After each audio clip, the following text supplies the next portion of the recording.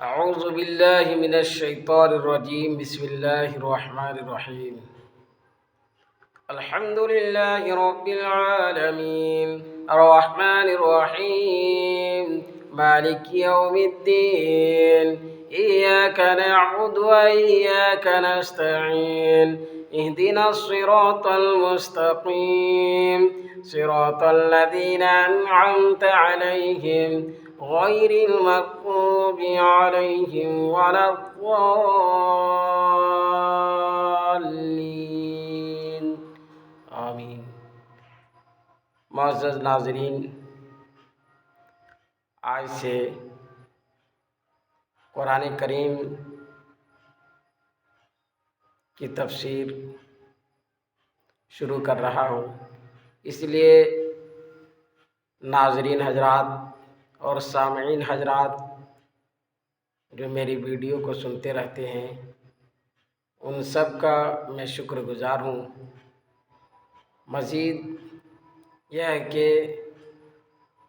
آپ کو ہر روز قرآن کریم کی تفسیر مختصر اور جامع اس ویڈیو کے ذریعے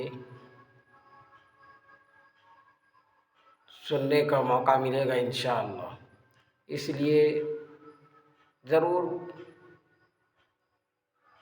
تفسیر سن کر کے فائدہ اٹھائیں۔ اللہ تبارک و تعالیٰ نے سب سے پہلی آیت جو نازل کی ہے وہ ہے اقرأ بسم ربک الذی خلق خلق الانسان من علق اقرأ وربک الاکرم الذی علم بالقلم علم الانسان ما لم یعلم۔ لیکن ہم جب قرآن کریم کھولتے ہیں اور قرآن کریم کے اندر دیکھتے ہیں تو سب سے پہلی آیت اور سب سے پہلی سورت سورہ فاتحہ ہم کو دکھائی دیتی ہے۔ یہ قرآن کریم جنہوں نے جمع کیا ہے حضرت عثمان غنی رضی اللہ تعالیٰ عنہ، انہیں جامع قرآن بھی کہا جاتا ہے کہ قرآن کریم کے مختلف نسخوں کو حضرت عثمان غنی رضی اللہ تعالیٰ عنہ نے صحابہ کے مشورے سے جمع کیے، اور سورہ فاتحہ کو قرآن کریم کی شروع میں یہ سورت رکھی گئی ہے۔ اس سورت کو سورہ فاتحۃ الکتاب بھی کہا جاتا ہے۔ فاتحۃ الکتاب یعنی جب ہم قرآن کریم کو کھولتے ہیں تو یہ سورت سب سے پہلے نظر آتی ہے اور دکھائی دیتی ہے، اور اسی سے شروعات ہوتی ہے، اس لیے اس کو سورہ فاتحۃ الکتاب کہا۔ اس سورت کو سورہ فاتحۃ الکتاب نام رکھا گیا۔ دوسرا نام ام القرآن، سورہ فاتحہ کا دوسرا نام ام القرآن ہے۔ وہ اس لیے ہے کہ یہ تمام آیتوں اور تمام سورتوں کی اصل ہے، اس لیے اس سورت کو ام القرآن بھی کہا جاتا ہے۔ نمبر 3، سبع مثانی۔ سبع مثانی اس میں 7 آیتیں ہیں، اس لیے اس سورت کو سبع مثانی کہا جاتا ہے۔ اور سورہ کنز، اس سورت کو سورہ کنز اس لیے کہا جاتا ہے کہ یہ کنز، یہ خزانہ ہے۔ کیا خزانہ ہے؟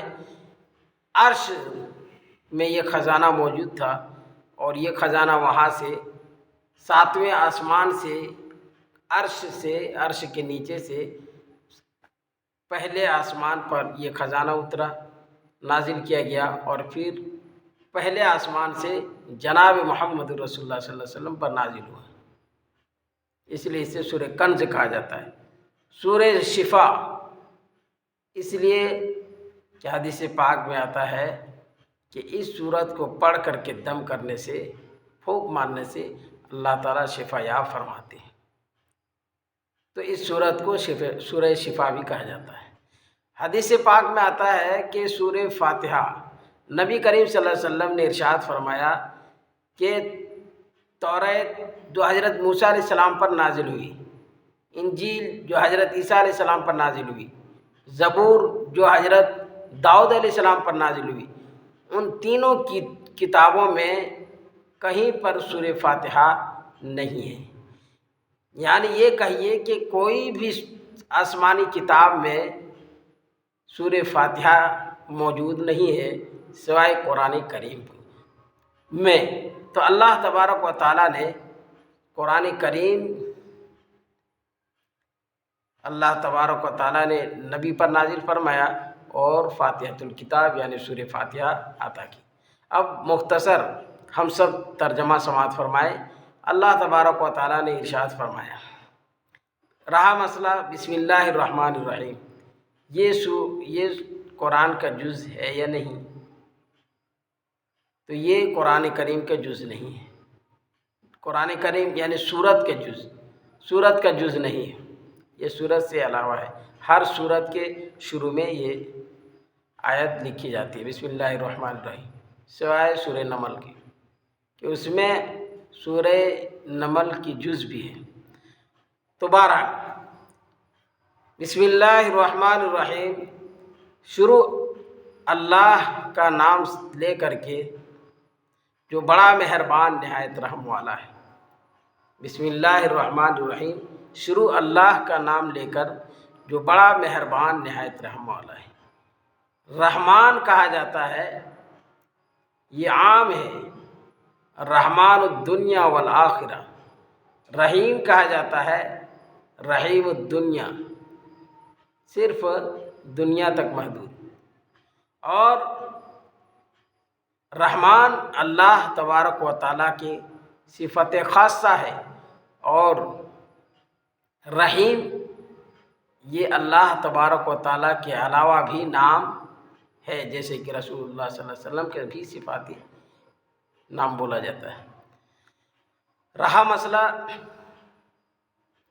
کہ اب سورہ فاتحہ کا ترجمہ ہم سب سماعت فرمائیں۔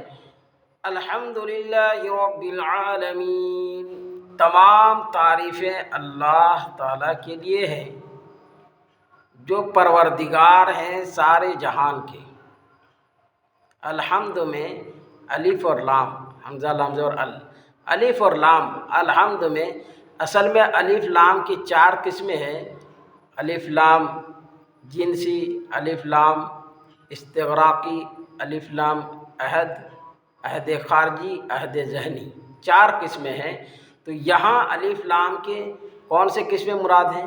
یہاں الف لام کے استغراقی مراد ہیں۔ الف لام استغراقی ہے، یعنی جتنی بھی تعریفیں دنیا کے اندر کی جاتی ہے وہ سب کے سب اللہ تبارک و تعالیٰ کے لیے ہیں۔ اسی لیے فرمایا اللہ تعالیٰ نے الحمدللہ رب العالمین، تمام تعریفیں اللہ کے لیے ہے، رب العالمین جو سارے جہان کا رب ہے۔ عالم کی جمع ہے عالمین، سارے جہان کا رب ہے، اس دنیا کا بھی رب ہے، اس دنیا کا بھی، عالم برزخ ہو، عالم ارواح ہو، عالم آخرت ہو، عالم دنیا ہو، سارے دنیا کی پرورش اور پالنہار اللہ تبارک و تعالیٰ ہے۔ الرحمن الرحیم، بے حد مہربان نہایت رحم والا ہے۔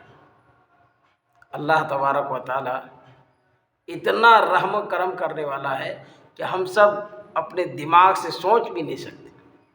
ہزاروں غلطیاں کرتے ہیں لیکن اللہ تعالیٰ معاف فرما دیتے ہیں۔ الرحمن الرحیم، مالک یوم الدین، مالک ہے روز جزا کے، اس دن کے مالک ہے جس دن بدلہ دیا جائے گا ایک دوسرے کو، جس دن حساب و کتاب ہوگا۔ یوں تو اللہ تعالیٰ ہر دن کا مالک ہے، لیکن خصوصیت کے ساتھ اس لیے فرمایا مالک یوم الدین کہ اس دن اور اس دن میں فرق ہے۔ اس دن میں دنیا کے اندر کوئی اپنا گھر کا مالک ہے، کوئی اپنا شہر کا مالک ہے عارضی طور پر، تو کوئی اپنا دیش کا مالک ہے، تو ہر جگہ کوئی نہ کوئی مالک ہے عارضی طور پر۔ حقیقی مالک تو اللہ تعالیٰ ہے، اور قیامت کے دن صرف اللہ تعالیٰ ہی مالک کے حقیقی ہوں گے، اور وہاں عارضی طور پر عارضی بھی مالک کوئی نہیں ہوں گے اور نہ حقیقی مالک بھی کوئی ہوں گے۔ اس لیے اللہ تعالیٰ نے حقیقی مالک دنیا کے اندر بھی اللہ ہے اور آخرت میں بھی اللہ ہی مالک ہوں گے، وہاں عارضی مالک بھی کسی کو نہیں بنایا جائے گا۔ مالک یوم الدین، روز جزا کے مالک ہیں، جس دن بدلے کا دن ہوگا۔ مالک یوم الدین، ایاک نعبد و ایاک نستعین، ہم تیرے ہی عبادت کرتے ہیں اور تجھی سے مدد مانگتے ہیں۔ یہ انسان کہتا ہے کہ اللہ، اے پروردگار، ہم تجھی سے مدد مانگتے ہیں۔ ایاک نعبد، ہم تیرے ہی عبادت کرتے ہیں اور تجھی سے مدد مانگتے ہیں۔ ظاہر سی بات ہے، جب آدمی نماز کے لیے کھڑا ہوتا ہے تو کہتا ہے اللہ اکبر، اللہ اکبر کہہ کے نیت باندھ لیتا ہے، دل میں ارادہ ہے کہ صرف اللہ کی عبادت کر رہے ہیں، اللہ کی عبادت کرتا ہے۔ نماز میں بھی کہتا ہے ایاک نعبد، اے پروردگار، ہم تیری ہی عبادت کرتے ہیں، وایاک نستعین، اور تجھی سے مدد مانگتے ہیں۔ کیا چیز کی مدد؟ اہدنا الصراط المستقیم، ہم کو سیدھے راستے پر چلا، سیدھا راستہ۔ حدیث پاک میں آتا ہے کہ نبی کریم صلی اللہ علیہ وسلم کو صحابہ کرام، نبی کریم صلی اللہ علیہ وسلم نے صحابہ کرام کو صاف شفاف انداز میں سمجھاتے تھے۔ زمین کے اندر ایک لکیر کھینچ کر کے، سیدھی ایک لکیر کھینچے، اور پھر اگر سائڈ میں بھی لکیریں کھینچ دیے، اور صحابہ سے فرمایا کہ اے صحابہ، یہ جو سیدھا راستہ ہے یہ ہے اہدنا الصراط المستقیم، اور یہ جو دائیں بائیں جو راستہ کھینچا ہوا ہے یہ شیطان کا راستہ ہے، اس میں نہیں چلنا، سیدھے راستے پر چلنا۔ اہدنا الصراط المستقیم صراط الذین انعمت علیہم، ان لوگوں کے راستہ جن پر تو نے انعام کیا۔ ظاہر سی بات ہے، ہم نے دعا کیا کہ اللہ ہمیں سیدھے راستے پر چلا، پھر سوال پیدا ہوتا ہے کہ کون سا راستہ سیدھا ہے؟ تو اس کا جواب خود قرآن کریم میں ہے کہ ان لوگوں کا راستہ جن پر تو نے انعام کیا، اور وہ کون لوگ ہیں؟ انبیاء، صدیقین، شہداء، صالحین، چار طرح کے لوگوں کے راستے کو اہدنا الصراط المستقیم کہا گیا ہے کہ یہ چار طرح کے لوگ یہ سیدھے راستے پر تھے۔ یہی راستے کے لیے جو کیا ہے، آج ہر نمازی، ہر شخص دعا کرتا ہے کہ ہمیں سیدھے راستے پر چلا۔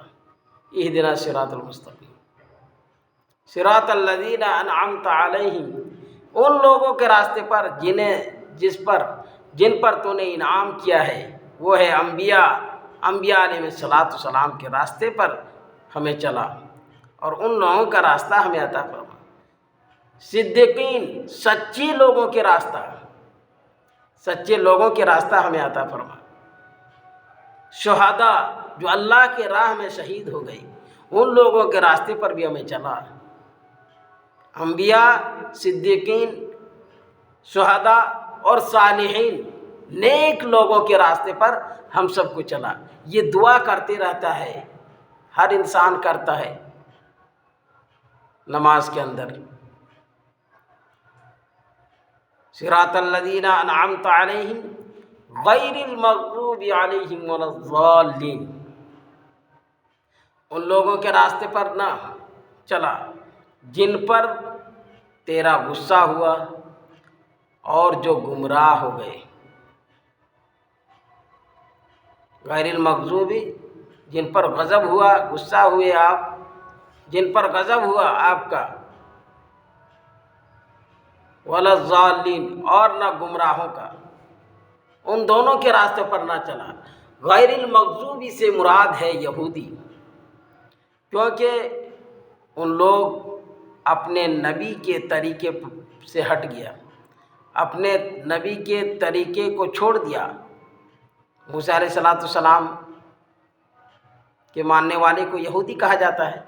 ان لوگوں نے اپنے نبی کو جھٹلایا، اپنے نبی کے دین کو چھوڑا، اور یہاں تک کہ جو تورات ان کو ملی تھی اس کتاب کو بھی انہوں نے چھوڑ دیا، اس میں رد و بدل کر دیا۔ اور پھر قرآن نے فرمایا ولا الضالین، اور نہ گمراہوں کے راستے پر۔ کون ہیں جو گمراہ ہو گئے؟ وہ ہے عیسائی۔ ان لوگوں کے، یہودیوں کے راستے پر ہمیں نہ چلا اور نہ عیسائیوں کے راستے پر، اس لیے کہ ان دونوں نے اپنے نبی کی باتوں کو ٹھکرایا اور اپنے نبی کے اوپر نازل کردہ کتابوں پر بھی ایمان نہیں لایا، ٹھکرایا، اس لیے یہ سب گمراہ ہو گئے، اور اللہ کا غضب ہوا ان لوگوں پر، اور اللہ کا غصہ ان لوگوں پر ہوا۔ اللہ تعالیٰ نے ان لوگوں کو کتاب دی، ان کو کتاب دی حضرت موسیٰ علیہ السلام کو، تو یہودیوں نے موسیٰ علیہ السلام کو صرف انکار نہیں کیا، بلکہ تورات کے اندر جو باتیں لکھی ہوئی تھی ان میں تبدیلیاں کر دی۔ جس طرح آج قرآن کریم کو بدلنے میں انسان لگے ہوئے، کہیں زبر، کہیں زیر، کہیں پیش، لیکن یاد رکھیے تورات، زبور، انجیل، یہ ان کتابوں کے محافظ اللہ تعالیٰ نے ذمہ داری نہیں لی، قرآن کریم کی ذمہ داری خود اللہ تعالیٰ نے لی۔ اِنَّا نَحْنُ نَزَّلْنَا الذِّكْرَ وَإِنَّا لَهُ لَحَافِظُونَ۔ اللہ تعالیٰ نے فرمایا کہ ہم نے ہی اس قرآن کریم کو نازل فرمایا ہے، اور ہم ہی اس کی قرآن کریم کی حفاظت کرنے والے ہیں۔ آج دیکھیے ہزاروں لاکھوں طلبہ مدرسے سے فارغ ہوتے ہیں، حفاظ بن کر کے، حافظ قرآن بن کر کے، قرآن کریم کے نسخوں کو لوگ جلاتے ہیں، قرآن کریم کو مٹا دیتے ہیں، لیکن کسی انسان کے دل کو نہیں مٹا سکتا ہے۔ اللہ تعالیٰ چھوٹے چھوٹے معصوم بچوں کے دلوں میں یہ بات ڈال دیتے ہیں۔ یہ پورے 30 پارے کے قرآن اس کو دماغ میں ڈال دیے، ذہن میں ڈال دیے، بھلا نہیں سکتے۔ تو بہرحال یہودیوں نے کیا کیا؟ یہودیوں نے تو موسیٰ علیہ السلام کو جھٹلایا، تکلیف پہنچایا، ان کی کتابوں کو بھی بدل دیا، رد و بدل کر دیا، اور پھر عیسائیوں نے بھی بدل دیا، یہاں تک کہ عیسائی دھرم کے لوگوں نے تو یہ کہہ دیا کہ عیسیٰ علیہ السلام تو اللہ تعالیٰ کے بیٹا ہے، الیاذ باللہ۔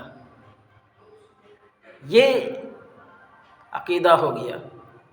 تو بہرحال کہنے کا مطلب یہ ہے کہ آپ سب حضرات اگر مختصر اور جامع تفسیر سننا چاہتے ہیں تو ہماری ویڈیو کو ضرور سماعت فرمائیں۔ ہر روز آپ کو نئی نئی ویڈیو سننے کو ملیں گے۔ اللہ تعالیٰ کہنے سننے سے زیادہ عمل کرنے کی توفیق نصیب فرمائے۔